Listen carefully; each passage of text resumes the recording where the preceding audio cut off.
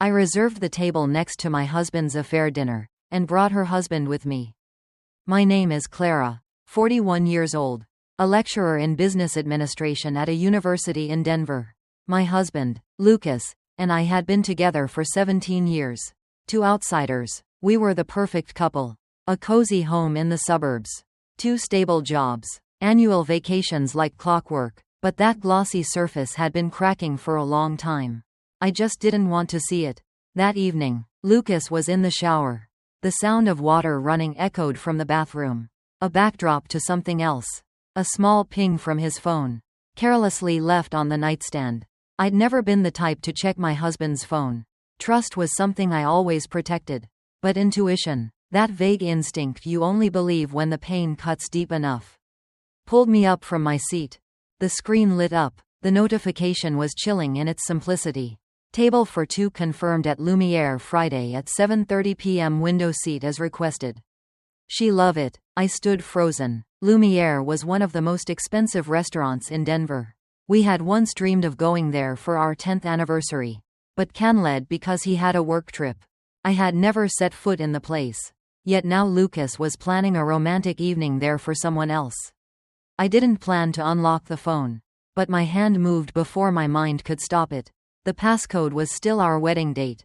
Just 4 digits. As simple as I once believed marriage to be. What I found was an entirely different world.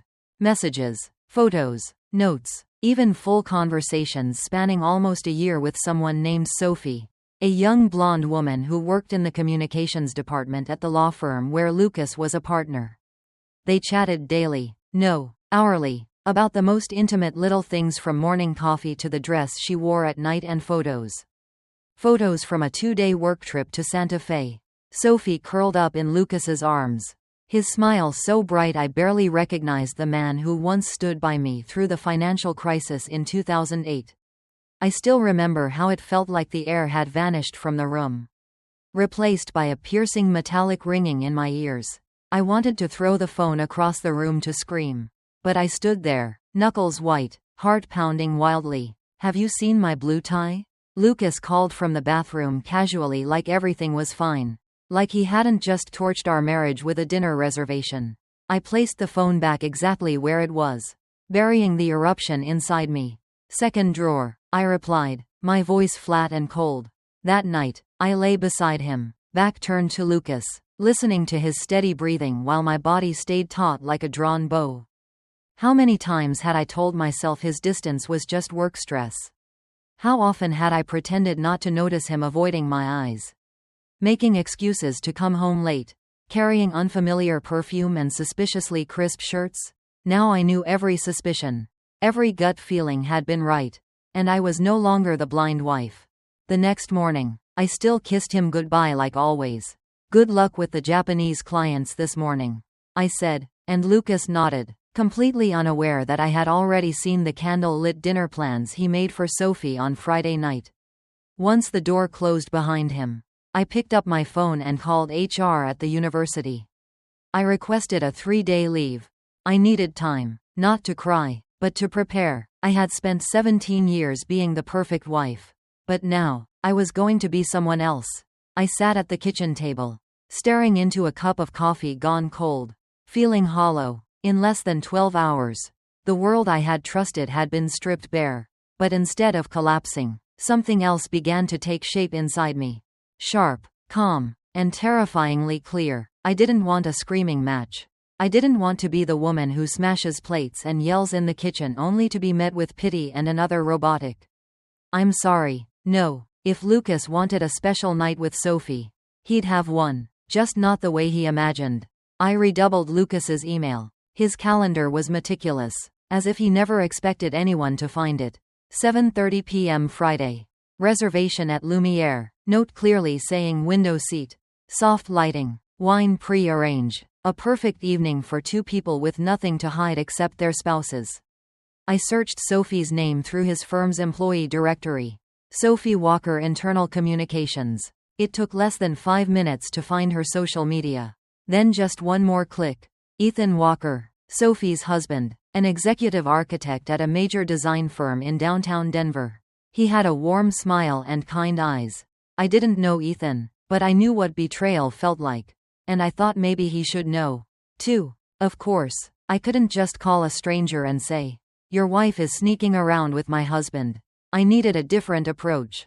Subtle, believable, and effective. As a university lecturer, I had one special privilege: inviting guest speakers for our seminars. So, I crafted the perfect email.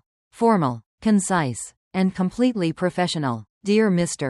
Ethan Walker, my name is Clara Whitmore, and I currently teach project management at Metro Denver University. We are hosting a speaker series on sustainable urban design and came across your recent work in the Rivergate Business District. If you're interested, I'd love to discuss the possibility of inviting you as a guest speaker. I've scheduled a dinner for this Friday at Lumiere, 7:30 p.m. to talk through the details. It would be an honor to meet you there. I hit send. Less than 2 hours later, Ethan replied, "Thank you, Miss Whitmore. I'm very interested in this opportunity. Friday at 7:30 at Lumiere works perfectly. I look forward to meeting you." I read that line over and over, heart pounding with a strange mix of nerves and sorrow. He didn't know yet, but he would, not through anger, but through the clarity of truth. The hardest part was next. Booking the table. I called Lumiere directly. "Good evening," the hostess answered. "We have a few tables left for Friday. Do you have a preference?" "A table for two near the window if possible," I said calmly. "And if there's one available near the reservation under Hamilton and Rothman. Ideally next to theirs. We're potential partners and would like to be nearby." A half-truth. And it worked. "Certainly, ma'am. I'll seat you near them. Any special requests for wine or the menu?" "Just a good view," I replied with a small smile, though she couldn't see it. Friday night, Ethan and I would be seated just steps from Lucas and Sophie. Close enough to see every expression, every movement, close enough to shatter the illusion they'd built in the dark. I hung up the phone and sat still for a long moment. Everything was ready. No screaming, no accusations, just a quiet, devastating reveal, perfectly timed. Lucas always thought I was soft. He was wrong, and Friday night would prove it. I arrived at Lumiere 20 minutes early in a teal silk dress Lucas once said was too loud for dinner. My hair in a soft bun, makeup subtle, and champagne heels I'd never worn outside the box until now. I didn't dress to impress anyone. I dressed for battle, and tonight's battlefield was a 5-star restaurant lit by candlelight. The soft strains of a violin, and glimmering crystal glasses. The waiter led me to the reserved table. A perfect spot. From here, I could see the window table, the one where Lucas and Sophie would sit. They hadn't arrived yet. I sat down and ordered a martini, my chest tightening, no matter how much I had prepared. The moment of confrontation still made it hard to breathe. Not from fear, but from finally facing a truth I had avoided for over a year. "Clara Whitmore," a deep, warm voice called behind me. I turned around. Ethan Walker stood there, tall, dressed in a dark shirt with a polite smile. He looked exactly like his photos online, though his eyes were a bit more tired. Maybe from work, or maybe from what he didn't yet know was about to unfold. "I'm really glad you came," I said, standing to shake his hand. "Thank you for accepting on such short notice. The pleasure's mine. The topic you brought up really intrigued me," he replied and took the seat across from me. We started with small talk about urban planning, education, and the role of sustainable architecture. I listened, nodded, asked questions, but my eyes kept drifting toward the entrance. Then they arrived. Lucas wore the gray blazer I gave him for his birthday last year. Sophie had on a tight red dress, walking confidently as if the world revolved around her. When Lucas pulled out her chair, they laughed together like they were starring in their own romantic film. Far removed from the real world, I tightened my grip on the glass and kept my tone steady as I continued speaking with Ethan. He was too kind to notice I was holding back a storm. I watched Lucas lean in, pour wine, his hand grazing Sophie's wrist. She smiled and tilted her head, the candle light catching on her sparkling earrings. As I turned to grab my napkin, my eyes met Lucas's. He froze. His wine glass nearly slipped if not for the waiter catching it in time. Sophie followed his gaze and saw me. Before they could react, I turned back to Ethan. "Excuse me for a moment." I said softly. I need to use the restroom. On my way. I planned each step. I didn't want a dramatic slap like in some TV drama. I wanted the truth. Bare, cold, and undeniable. Just as I stepped out from the restroom area, I ran into Sophie. She froze, eyes wide. You're Clara, right? Her voice was barely above a whisper. I nodded. And you're the one holding hands with my husband under the table while your husband is sitting less than 10 steps away. Her face went pale, lips trembling. Please, not here. Why not? I tilted my head, keeping my tone calm. Isn't this the perfect place? Candlelight, wine, soft music, everything set for a perfect performance. Player, I don't want excuses. But Ethan deserves to know. Doesn't he? I glanced toward my table where Ethan was looking around with concern. He deserves to know who his wife is really having dinner with. Sophie turned as if to run. But Lucas was already behind her. His face white. Clara, what are you doing here? I looked at him, then called out, Ethan, could you come here for a second? Ethan approached, eyes focused. What's going on? I looked him in the eye. Ethan, this is my husband, Lucas. And I believe you recognize Sophie. Your wife? The entire restaurant seemed to freeze in that breathless moment. Sophie covered her mouth as tears welled up. Lucas stepped back. Ethan turned to his wife. Hurt written all over his face. I turned and walked away, leaving them in the chaos. But before I left, I added calmly, oh, and don't worry. Dinner's still on Lucas. His company card seems quite familiar to her. I walked out head high, leaving behind full glasses, unsaid apologies, and 2 unfaithful people drowning in the truth they couldn't escape. When I returned to my table after that brief confrontation, Ethan was still standing, staring at Sophie, trembling in Lucas's arms. They both looked pale, like they had been yanked out of a beautiful dream and thrown into brutal reality. I signaled the waiter. Please, I said gently but firmly. I need a private room. And if possible, merge our table with that of Mr. Lucas Hamilton. It seems we have a few things to clarify. The waiter paused for a moment, then nodded. I'll arrange it immediately, ma'am. Within 5 minutes, we were ushered into a discreet private room. Soft lighting. The table set for 4. I sat down first, Ethan beside me. Lucas and Sophie sat across. Stiff-legged students caught cheating on their final exam. No one spoke. No sound of chairs scraping. No clinking silverware. Just distant music and heavy breathing mixed into the air. Lucas broke the silence. Clara, I don't even know where to start. Start 3 days ago, I said, pouring water into my glass. When you got the reservation confirmation. And I happened to see it on your screen. That's when I knew. Both of them froze. Sophie looked down and Lucas opened his mouth to speak. But I raised my hand. You don't need a monologue. I read every message. Lucas. Every word. Every photo. Every secret trip to Santa Fe. Don't try to imagine what it was like reading that. I remember exactly how it felt. Sophie whispered. I am sorry. I turned to Ethan. He's my husband and she's your wife. The least we deserve is the truth. Said to our faces. Ethan sat still, eyes locked on Sophie. What are you going to tell me? That it was a mistake or that you were just finding yourself? Because clearly you found quite a lot in the arms of another woman's husband. Sophie wept. I never meant for it to go this far. It started as a joke. I felt lost, unappreciated at home. Lucas. He listened to me. I listened too, Ethan said, voice shaking. I spent entire weekends reworking your office layout. You said you wanted a space that inspired creativity. I believed that. Lucas turned to me, voice trembling. Clara, I know I messed up. I destroyed the most valuable thing in my life. But please don't let this be the end. I smiled, not gently. It was the smile of someone who had weathered a storm and had nothing left to lose. Lucas, the end didn't start tonight. It began the moment you looked at Sophie the way you used to look at me.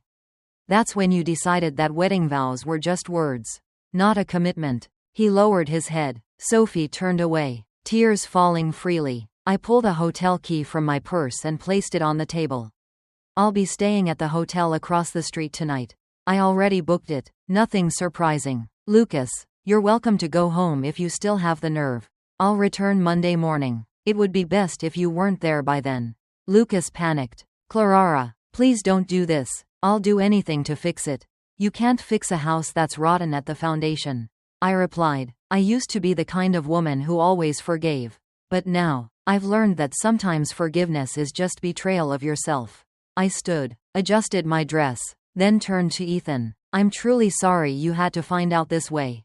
He nodded silently. Thank you for showing me the truth. It hurts, but I needed it. I looked at the other two one last time. I wish you both luck. Not because I forgive you, but because everyone pays for their choices. Sooner or later, I walked out of Lumiere without looking back. The sound of my heels echoed sharply on the stone path, cutting through the still night air of the upscale district. In my hand was a small clutch holding the key to room 1203 at the Celeste Hotel. A suite overlooking downtown where the lights never go out, even when the heart already has. When the front desk greeted me with a professional smile and handed me the key card, I nodded silently. Inside the room, I locked the door, slipped off my heels, and walked to the large window. The amber lights of the city reflected against the glass, casting my silhouette onto the wooden floor. For the first time in years, I saw myself clearly without Lucas beside me, without any shadow hiding the loneliness that had long slept inside me. I sat on the edge of the bed. Then I cried, not the movie kind of sobbing and not silent tears either. It was a surge of anger mixed with pain. Raw, harsh, uncontrollable. I cried for 17 years of youth. For nights waiting by the door. For lies wrapped in flowers and wine. For all the times I thought I was loved, when in truth I was just being slowly replaced by something younger. Newer, more temporary. I don't know how long I sat there. I only know that when the knock came, I was still hugging a pillow, eyes burning. I walked over and peered through the peephole. It was Ethan. I opened the door slightly. He wore a long coat, hair slightly toss-led, exhaustion etched across his face. I'm sorry to bother you, he said, voice. I didn't know where else to go. I opened the door wider. Come in. We sat in two armchairs by the window. Outside, cars kept passing by as if the world hadn't cracked wide open tonight. Ethan was silent for a moment, then sighed. I still don't understand how you knew everything and managed to sit through dinner like that. I gave a soft laugh. I didn't sit still. I waited for the right moment. Some truths, if you let someone else say them, they lose their weight. He nodded. Thank you for not letting me keep living in a lie. We talked like two strangers who shared the same wound. He told me Sophie was the first person who believed in his wild designs. And he had thought if anyone got him, it was her. I told him Lucas was the one who slipped the wedding ring on my finger in the rain, promising never to lose his way. We were both wrong. I think I'm going to file for divorce, I said, my voice hollow. Ethan looked at me unsurprised. I don't think I can live with someone who can pretend that well. Either. I looked him in the eye. I'm not angry at Lucas anymore. At least not the way I used to be. Anger doesn't last forever. But there's one thing I know for sure. I will never let myself stay in a relationship that chips away at my self-respect day by day. He was silent, then quietly said, You're stronger than I thought. I replied. I'm just the last one willing to look at the truth. That night, Ethan stayed in a separate room in the same hotel. Before he left, he looked at me and said, If you need a friend to get through this, I'm here. I nodded. Thank you, Ethan. Tonight, I think you understood me better than my husband did in over a decade. After he left, I stood watching his figure disappear down the long hallway. In that moment, I didn't feel strong, but I felt lighter, as if for the first time in years. I had set down a suitcase full of stones I'd been dragging for far too long. Lucas could beg, could promise, could write hundreds of apology emails. But my heart had closed to him the moment I saw the way he looked at Sophie. The way he used to look at me. And I didn't need anyone's permission to move on. I would walk forward on my own with the same feet that had carried me through every storm. The next morning, I left the Celeste Hotel while the city was still wrapped in fog. I returned to the house where Lucas and I had lived for 17 years. Not to hold on, but to clear out what remained of a marriage that had silently ended long ago. Lucas was already waiting in the living room. He sat on the couch. Hair messy, eyes red, shirt wrinkled, and half-buttoned. As soon as I walked in, he jumped up. Laura, we need to talk. he said. His voice cracked like he'd rehearsed it for hours. I set my purse on the table. Calm. Then talk. I know I messed up. I know I betrayed you and there's no excuse for it. But we can get through this. I'll do anything. Counseling. I'll cut off all contact with Sophie. I already told her she left the city. I cut him off. Lucas froze. What? I heard from one of her coworkers. Sophie quit her job and moved back to Santa Barbara this morning. Apparently, she couldn't handle the office finding out. He sank into the couch. Hands in his hair. You told everyone. Not out of revenge, but because I refused to live in the dark. I called your mother, Mark and Jenna, even your college friends, the ones you always tried to impress. I told them exactly what happened. That you cheated on me for nearly a year, hiding it behind fake meetings, disguised work emails, and kisses shared with another woman while I was cooking dinner, waiting for you to come home. Lucas shook his head, panic rising in his eyes. You've destroyed my reputation. Do you know what the company will think? What my friends will say?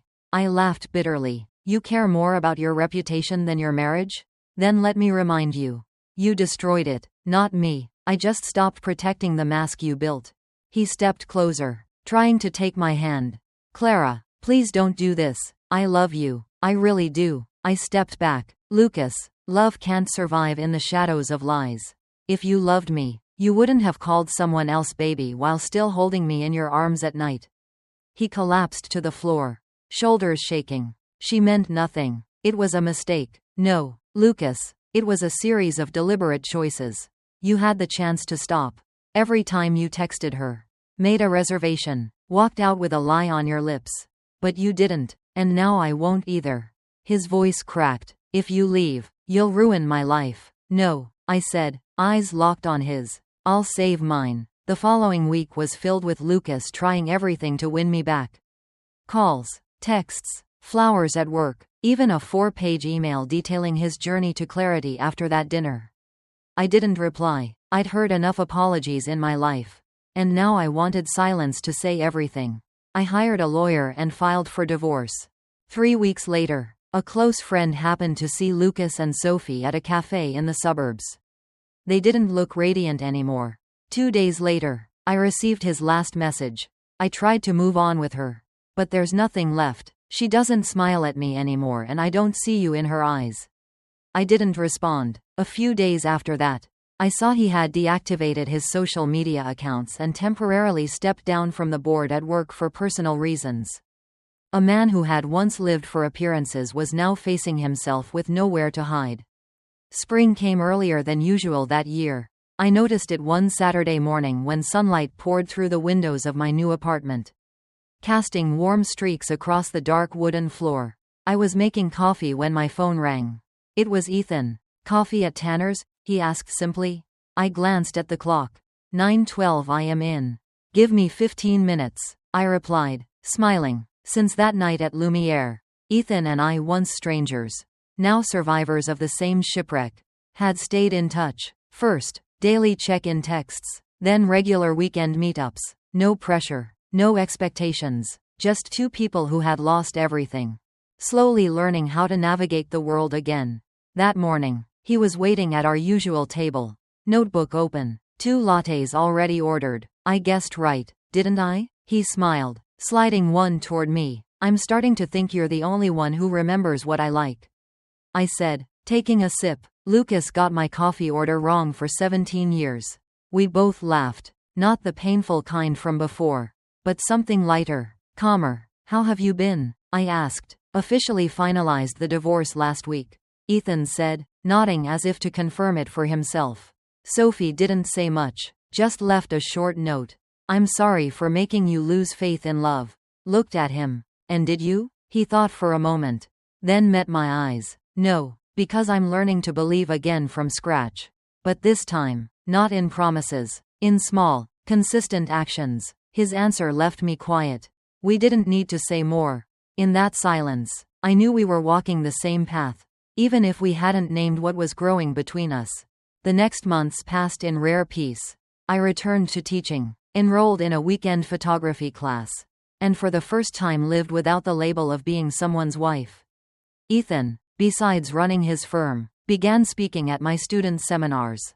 He never missed one, and each time he stood at the front sharing his passion for design and humanity. I felt inspired all over again. One day, after a session, I invited him to my new place. Small but filled with greenery and light. We had pizza on the balcony watching the city shimmer. "Do you think we're changing?" I asked, pulling a knit blanket over my lap. "No," he said, turning to me. "I think we're returning to who we really are." I stayed quiet, his answer my heart in a way I hadn't expected. One early summer evening, walking along the river after an outdoor concert, Ethan suddenly stopped and looked at me seriously. "Clara, I'm not in a rush. I don't want to push you into anything you're not ready for. But if one day you want to try again, not with another marriage, but just a relationship built on trust, honesty, and no secrets, I'm ready." I looked at him. His eyes held no pressure, only patience and sincerity. I smiled. "I'm not ready to love again the old way. But if it's the way you described, starting from friendship, sharing, no hiding, then maybe I've already started without even realizing." Ethan said nothing. He just took my hand gently without urgency. That hand didn't promise anything grand, but it told me if anyone was going to help write my next chapter, it was the man standing before me. And under the soft lights, with a breeze brushing over the water, I knew I was stepping into something quiet, imperfect, but real. And this time, I wouldn't have to sacrifice my self-worth to keep love, because the person beside me had once shattered, too. And now, we were both rebuilding from those very pieces. A year after that fateful night at Lumiere, I received an invitation to Professor Martha Benson's retirement celebration. My PhD advisor and someone I deeply respected. The event was held at Hotel Larre. Elegant and calm, just like her. I arrived early in a simple yet elegant navy dress wearing my mother's pearl earrings. In my hand was a small gift-wrapped package, a rare book she'd often mentioned. I expected nothing more than a quiet evening of conversation, laughter, and old mentors. But the moment I stepped into the ballroom, I saw a familiar figure. Lucas. He stood near the wine table, thinner with gray at his temples, still polished, but without the arrogant confidence he once wore so easily. When he turned and saw me, we both seemed to pause for a beat. Lucas walked over, wine glass in hand. "Lara," he said, his voice rougher than I remembered. "I didn't think you'd come. I didn't think I'd see you here either," I replied, keeping my tone neutral. He gave a faint smile. "Professor Benson is the last one still in touch with me after everything." I nodded. "She's someone who always sees the best in people." Lucas looked at me for a long moment as if searching for the right words. Finally, he sighed, eyes lowering. "I owe you an apology. A real one. Not because you need to hear it, but because I need to say it." I stayed silent. "After everything blew up, I lost more than I expected." He continued, "Not just reputation or business relationships, but my own self-respect. I tried to hold on to Sophie for a while, but it fell apart faster than what I destroyed with you." I looked at him. No anger, no resentment, just the feeling of speaking to someone who had long stepped out of my life. "I hope you find peace," I said softly. He nodded slowly. "And you? Are you okay?" "Yes," I said without hesitation. "I'm rebuilding life on my own terms. And I'm not alone." Just then, Ethan walked into the room. He wore a charcoal shirt and understated blazer. When he saw me, he smiled, the one I jokingly called the light at the end of the tunnel. Lucas followed my gaze and nodded when he understood. "He's a good man," Lucas said. "You deserve a fresh start." I placed my hand over my heart. "Once shattered, now whole. Thank you," I said sincerely. "And so do you. Just start again. Only when you're ready not to hurt anyone else." Lucas stepped back as if giving me space to move forward. That night, Ethan and I sat side by side at the celebration. We chatted with friends, took photos, and shared a slow dance under golden lights.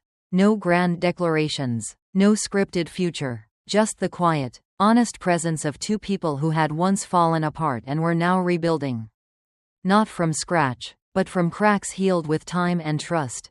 As we left the party, I held Ethan's hand and looked up at the starry sky. "You know," I said softly, "there was a time I thought betrayal was the end." Ethan gently squeezed my hand. "And now, I think it was just a break." A pause. So I could turn toward a better path. And we walked on without looking back. Because the past had been closed with forgiveness. The present was painted with trust. And the future was quietly unfolding in every gentle hand I held that night. 1 year after the storm. I was no longer the woman who gave up everything for a husband who betrayed her. Now I am Clara, strong, steady, and free. I didn't just survive the pain. I found a new beginning built on honesty and respect. Betrayal once broke me, but it also led me to a better life. I learned to place my self-worth above blind love. And in the end, I chose myself with no regrets. What do you think of Clara's choice? Was she too strong? Or was it exactly what a woman needs to do to protect her dignity? Share your thoughts below and don't forget to follow the channel for more powerful family stories.